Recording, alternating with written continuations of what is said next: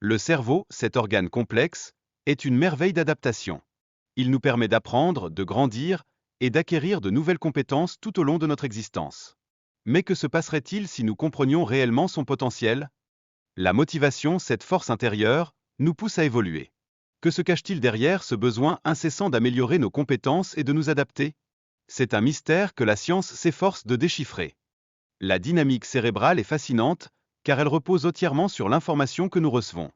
Mais, comprenons-nous vraiment ce que cela signifie? Il ne suffit pas de savoir, il faut comprendre en profondeur.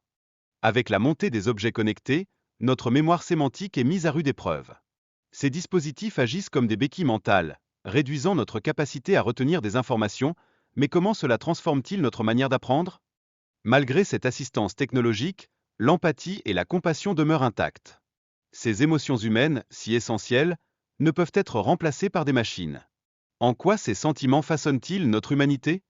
L'évolution de notre cerveau a été marquée par des révolutions marquantes, telles que l'invention du feu et l'écriture. Aujourd'hui, alors que nous faisons face à la digitalisation, quel impact aura-t-elle sur notre avenir collectif? L'ennui, ce fléau silencieux, se manifeste par une absence d'émotion. Les enseignants doivent redoubler d'efforts pour éviter cette stagnation. Mais que peut-on faire pour stimuler l'intérêt des élèves? À l'ère numérique, la recherche de gratifications instantanées est omniprésente. Cela affecte-t-il notre capacité à analyser, à réfléchir? Cette dynamique moderne influence-t-elle nos comportements d'apprentissage et notre mémoire? Pour former un jugement critique, il est crucial de comprendre à la fois notre passé et notre avenir. Ignorer ces dimensions peut nous mener à des croyances erronées, telles que la conviction que la Terre est plate. Sur quoi reposent vraiment nos certitudes? L'humanité possède une capacité unique à prendre des décisions éclairées, guidées par nos émotions et nos expériences. Comment ces éléments nous distinguent-ils des algorithmes dépourvus de sensibilité? En revanche, la surcharge d'informations, souvent désignée comme infobésité, représente un danger croissant pour notre santé mentale. Comment pouvons-nous gérer cette vague d'informations pour protéger notre bien-être? Des techniques telles que la méditation et la cohérence cardiaque se révèlent bénéfiques pour notre état mental. Mais comment ces pratiques favorisent-elles une meilleure concentration et une gestion efficace du stress?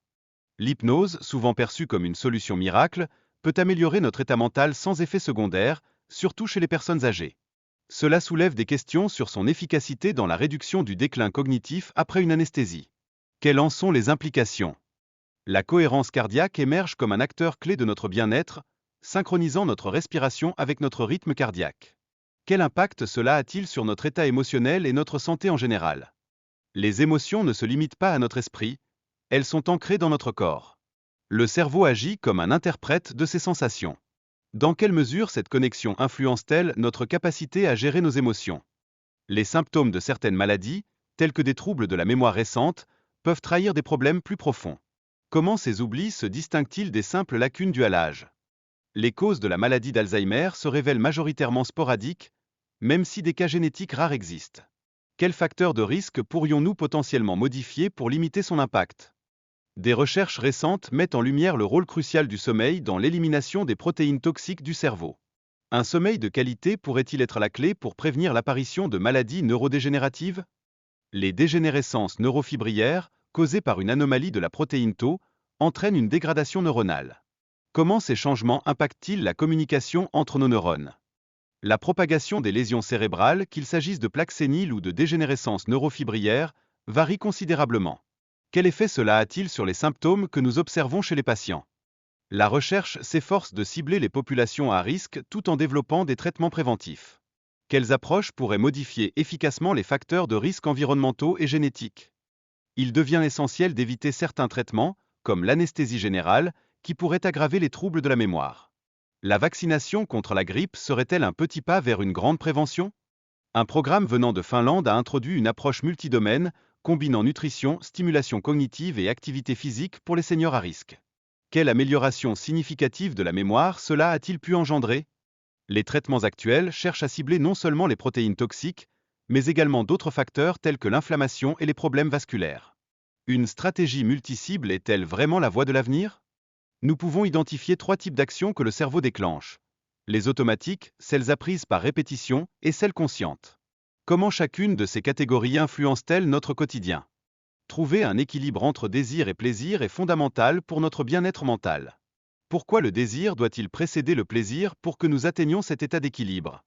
La reconnaissance sociale se révèle plus gratifiante que les récompenses matérielles. Pourquoi est-il si important de valoriser les réussites et les efforts des individus dans notre société? Le cortisol, souvent appelé l'hormone du stress, a des implications majeures sur notre santé lorsque le stress devient chronique. Comment cela affecte-t-il notre système immunitaire et, par conséquent, notre vulnérabilité aux maladies? Pour les enfants en développement, un équilibre entre désir et plaisir est crucial.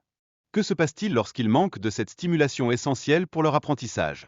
Les expériences sensorielles des personnes non-voyantes révèlent des capacités extraordinaires à discerner des mouvements subtils. En quoi l'entraînement sensoriel et le désir sont-ils déterminants dans le développement cognitif? Les activités mentales sont souvent le reflet de nos interactions avec autrui, indiquant une anthropologie de l'altérité. Comment ces mécanismes façonnent-ils notre compréhension des comportements sociaux? Les animaux sociaux illustrent l'importance des soins mutuels, renforçant l'idée d'une intelligence sociale développée. Comment leur cerveau se compare-t-il au nôtre en termes d'interaction et de poids corporel? L'Homo sapiens est doté d'une empathie unique, nous permettant d'accueillir les émotions d'autrui. Comment cette capacité nous aide-t-elle à naviguer dans les situations difficiles de la vie? Le cortex singulaire, essentiel pour nos réactions émotionnelles, s'active face à la douleur des autres. Quel rôle joue cette région du cerveau dans notre connexion sociale? Des exemples d'empathie animale, à l'instar des abeilles qui luttent pour leur colonie, indiquent que la solidarité n'est pas l'apanage de l'humanité. Mais qu'est-ce qui rend notre empathie si unique? L'évolution de notre société vers une empathie mondiale, influencée par les médias, soulève des questions intrigantes. Sommes-nous manipulés? Et quelle est notre capacité à penser de manière critique dans ce contexte? Le rôle de copilote dans la gestion des informations est crucial. Pourtant, que se passe-t-il lorsque le pilote ignore des signaux qui auraient pu éviter un accident? Cette dynamique humaine est-elle à la fois une force et une faiblesse? Former le discernement chez les jeunes est fondamental dans un monde saturé d'informations. Les éducateurs doivent-ils encourager le doute et la réflexion critique pour préparer ces futures générations? Enfin, le dépistage des maladies comme Alzheimer requiert un diagnostic précis, loin d'une peur généralisée.